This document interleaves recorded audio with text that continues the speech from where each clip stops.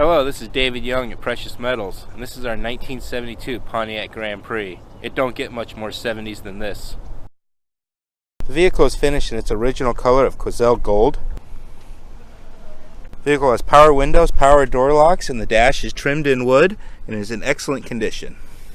The engine is a powerful 455 4-barrel V8 with power steering, power brakes, and air conditioning.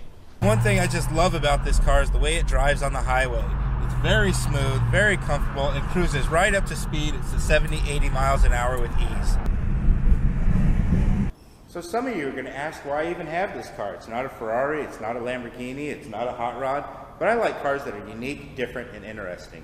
This 1972 Pontiac Grand Prix is a luxury muscle car. You almost never see them for sale, and this one is in fantastic condition. If you like that video, smash that subscribe button. Follow us on YouTube, Facebook, Twitter, and Instagram. This vehicle can be found at pmautos.com.